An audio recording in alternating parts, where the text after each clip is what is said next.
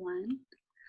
Hi, Colin. Thank you so much for joining us on our special edition of Que Madre for Father's Day, which just happened on Sunday. So for this week, we're spotlighting important fathers within the movement on the Central Coast. And Colin, I've known you for about 3 years now, I think, when I started working for AFT 1828.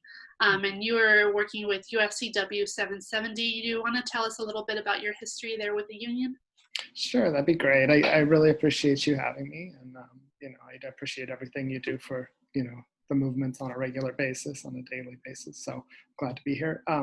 So I first joined the union as a grocery worker at Vaughn's. I started as a courtesy clerk, and then got involved with moved over to the bakery, did some price change crew stuff. During the strike of 2003 and 2004, I was a steward at the store. And so I became a picket captain. I got a little more involved with the union. I got on the executive board of our local, which was 1036 at the time.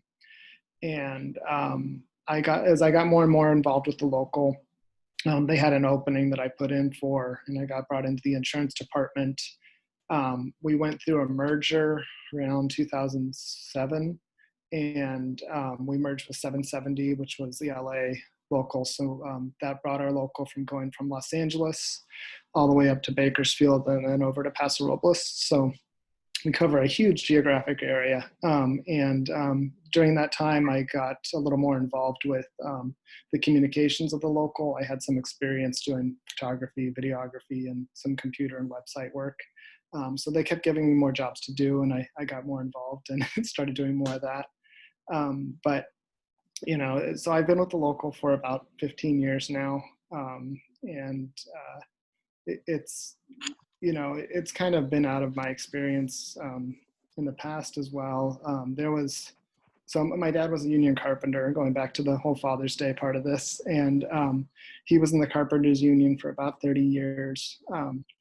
And that provided for us. We always had insurance. We always had a good place to live and a good quality of life. And it was very hard work. And he probably should have and would have got paid more for it.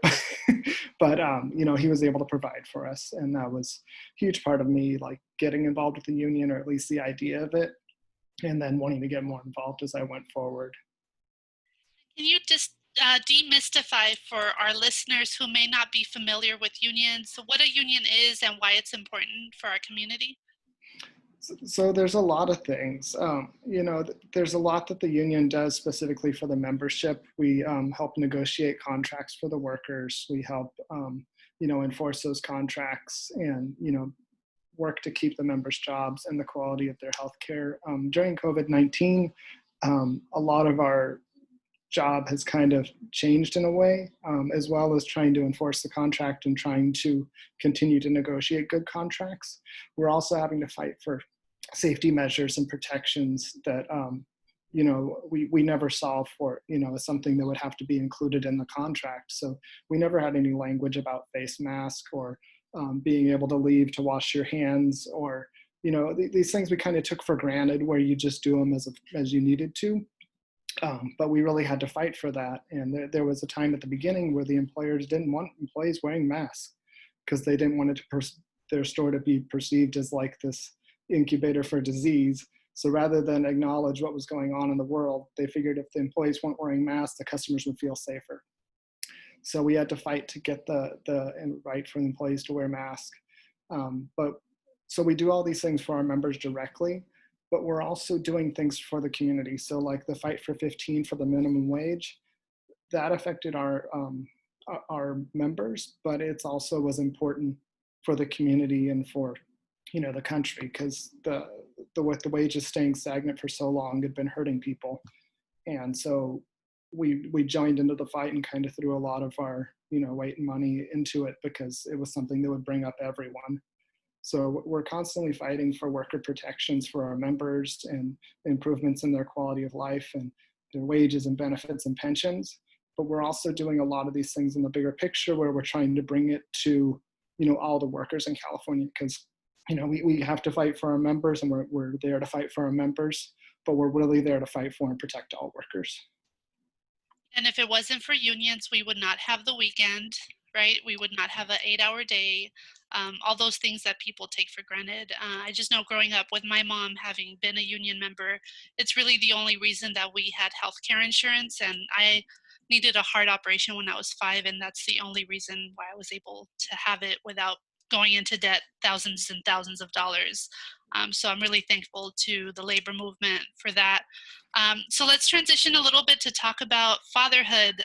What has it been like for you becoming a father and being active in the community? It's been a wild ride. I have three children. They're 7, 11, and 14 years old. I had my first child in 2006. So I've been, it was right when my job at the union was kind of beginning because I got hired in 2004. So I was still finding my footing at the local and kind of getting out of the grocery store into a more, kind of business. I don't want to say professional, but a more like, it was definitely a big transition in my life. Um, there was a lot of sleepless nights, a lot of, just trying to kind of make it through the day, do your best on a lot of things. You find your footing though, and you get in there and like, you keep fighting, for all the things you were before, but then there's a new urgency placed on it because you're fighting for your kids, you're fighting for their future.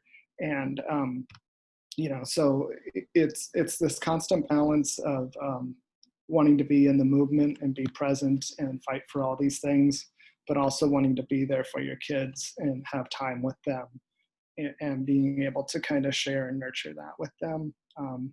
And I see a lot of people in the movement where they really kind of throw themselves all into it.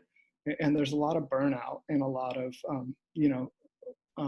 giving up yourself for the cause, which, there's a lot of, um, I respect people that do that in some ways, but I kind of wish they would take time to, pull back and take the time with their families when they need it, because it's really valuable. And a lot of that one-on-one time you get to enjoy with your kids and kind of share and build up their characters, they're going to carry forward. And so, getting out there to touch, 500,000 people is wonderful, but, building the three kids I have at home up into the leaders of the future, there's definitely a lot of power and a lot of value in that as well.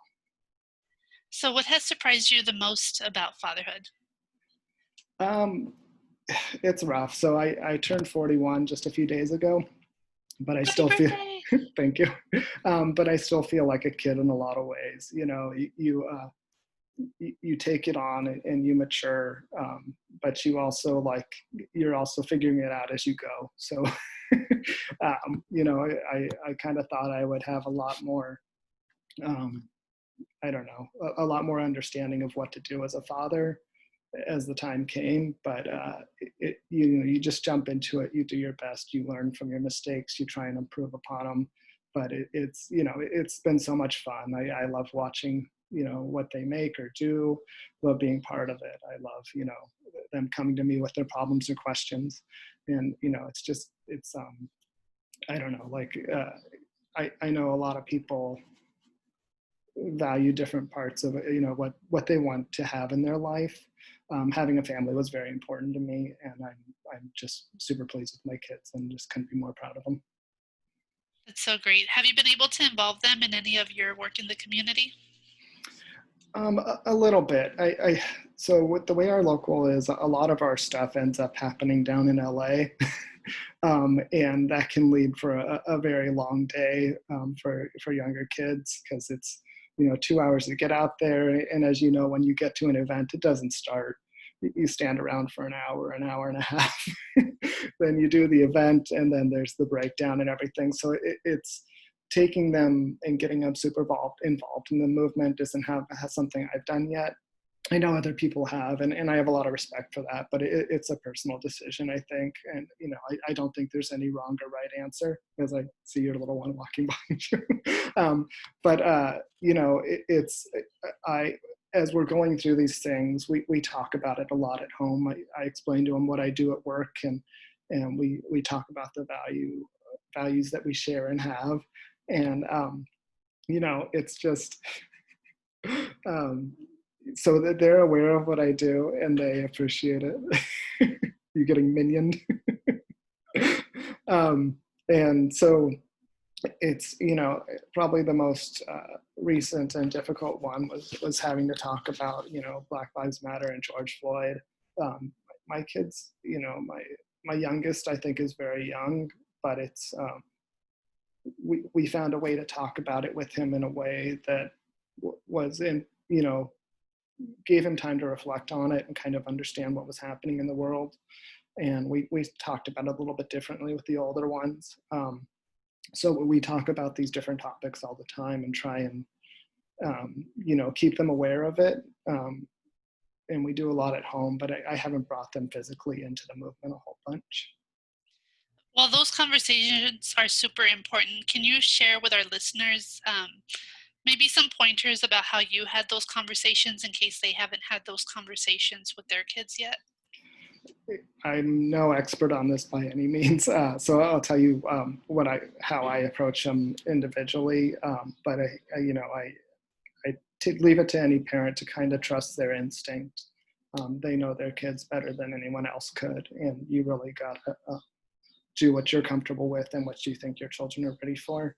But we kind of we took the time, we slow down, and we kind of talk about what's going on in the world. And we started off with kind of a historical perspective, talking about the leaders of the civic rights, talking about Martin Luther King and Rosa Parks and a lot of stuff that was coming up in school in general.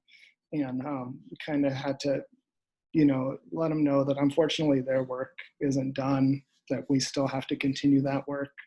And we have to highlight that the problems that are happening in the world currently and in our country in particular, and it's a hard talk, but you have it and you give them time for questions. It's important to follow up, in my experience, later, because they're not going to process everything immediately. So you have to keep kind of talking about them, checking in with them, making sure they're doing okay. And, the more you make them aware of what's going on, the less like super difficult talks that you have to have, because it's not like out of nowhere these troubles are happening. This is always going on in the background. We're always trying to make it better, and we're always fighting for rights for everyone. Yeah, and just like it's important to talk to our kids about racial justice, I know it's important for us to talk within our movements about how important racial justice is, because within the labor movement, right, that's something that is really has come up over and over again over the history of the movement, and then in the environmental justice movement, something that we're definitely centering right now. Have you all been having any of those conversations at the Central Coast Labor Council? We have been having those conversations, and the Central Coast Labor Council did release a statement on Black Lives Matter. And unfortunately, with the structure of the Labor Council, there haven't been a ton of meetings due to the circumstances. So we have had those conversations. We're going to continue to have those conversations for sure. At the local level, we've been having those, with our staff and our members on a regular basis, where we get a lot more interaction and have a lot more, control of the access and everything. So, we've done everything to passing out Black Lives Matter pins to members. We've reached out to our different members and see what issues they're having, and we're trying to address all those and bring them to the forefront for sure. Speaking of COVID-19's impact on our ability to have meetings, what about what it has done to your particular union? Because with your members, there's a lot of talk about heroes, right? How your members are heroes, and I do believe they are, but I think it's important to not do it in a tokenizing way, right? Yeah. And I know that there's some places where people have even been given like hero t-shirts to wear, while at the same time not being given the level of raises or just like compensation that they should be given, like, because I think they were wanting to call it hero pay and you all wanted to call it hazard pay. So can you talk a little bit about that conversation and how your members are or are not being valued, and what people need from the community to be supported in their workplaces. Yeah, it's been a constant struggle, and I mentioned the difficulty to get the proper protective equipment earlier, and that kind of continued on. So our members, the company started doing the hero pay, where they were doing $2 extra an hour. Bonds, Ralphs, Albertsons, Gelsons, Staters, they were all doing this extra pay to show their appreciation for these heroes. But you know, slowly but surely, the companies have been dropping off that. Ralph's quit paying it about a month ago. And Vons and Albertsons stopped about 2 weeks ago, paying the extra $2 an hour. And I mean, there's a couple things that I feel is wrong with that, along with the fact that like the crisis is still going on. If not, it's ramping up and getting worse. Um, they just wanted, they did that $2 for PR, in my opinion. Like they were trying to make themselves look good. Because they couldn't throw a big enough pizza party to let the customers know what wonderful things they were doing for the employees. So they're still on the front lines. They're struggling every day. They're not only having to be, in close quarters with a large number of people where they're exposed more regularly, but there's a lot of people that are trying to push back against the basic rules of wearing a mask, 6-foot distance, not overcrowding the store. There's a lot of protections that are still not being observed. So our employees our members are still facing this on a daily basis, and the companies keep chipping away at any extra compensation they would be getting for it. Are they able to do this? I don't think enough people know about this because they're making record profits right now. So that is absolutely ridiculous that they would cut it at this time when we know that shelter in place is still going to be happening for several months. Yeah. So yeah, what can we do? Is there anything we can do at this point? I mean, the biggest thing to do would be to, when you go into the store, make sure you let the employees inside there know that you support them. Talk to the manager in the store. If you see something that doesn't look right, the employees have probably brought it up several times, but they won't listen unless the customers start complaining about it. So if you feel like there's too many people in there, there's not enough masks, there's people too close, like alert the store manager, say, you guys need to fix this because you're putting the community and your workers at danger. They really don't appreciate anything until it affects their bottom line. So we're still fighting, we're still working, we're still talking with the employers behind the scenes to try and get these changes fixed, and we're still pushing through OSHA and local governments as well as statewide governments to try and get these protections in a more enforceable, locked-in way.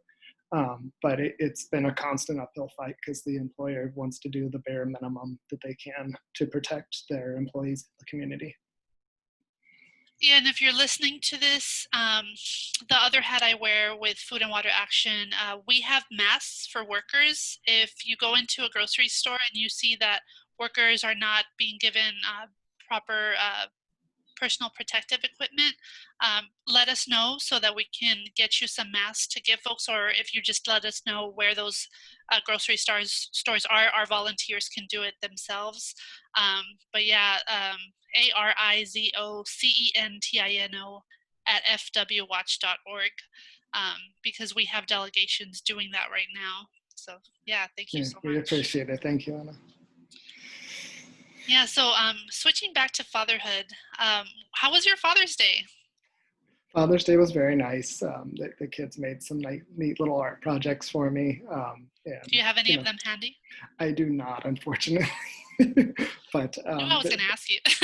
I did not think about that. But yeah, they made some fun little projects that I enjoyed thoroughly, and those are, I mean, it's kind of cliche to say it, but they are the most like wonderful things to get, is something the kids made themselves. And we had a nice day. Took it easy, stayed home, just kind of had time together. It was very good. That's great. So can you tell me a little bit about your kids and just like little quirks that they might have that you appreciate? I do. Yeah, I can do that. So my oldest is 14 years old. He plays the trumpet. He is way into video games. He's done some coding and different things like that. He's going to be going into high school next year, and he has a good sense of humor. Um, Sends me memes throughout the day, which kind of brighten my day up, and we just have a good time together.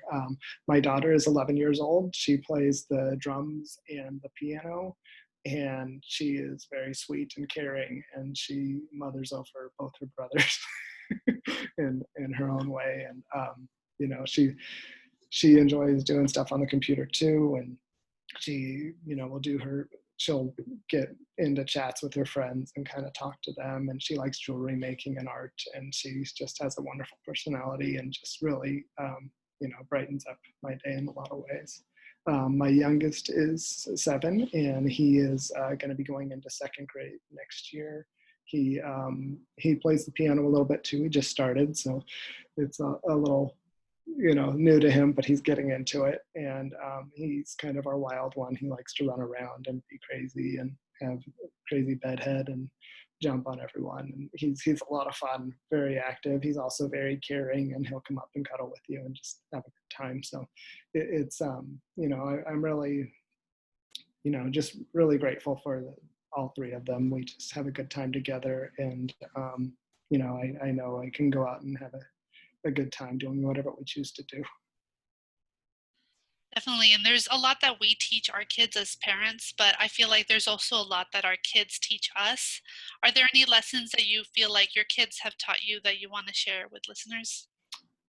Yeah, definitely. I mean, you start to see your own traits in your kids, both the good and the bad, and it starts to give you pause. And if they've taught me anything, it's to kind of take a breath, look at the situation before like reacting to it, because that we can all kind of just work along a little bit better together. But yeah, they teach me things throughout the day on a constant basis, and as they get older, they're starting to, when I have technological questions, and I can sometimes stop and ask them, rather than beating my head through Google trying to figure it out, because they might even already know the answer, which is kind of neat to see. Yeah, and I really did listen to what you said earlier about self-care, for those of us who are active in the movement. And just so you know, I worked out before our conversation, so I am taking that Very to good. heart because I've been really bad about balance and all of that. So thank you for saying that, and definitely taking mental notes. But how did you find that balance? Was it something that you figured out pretty quickly, or did it take time?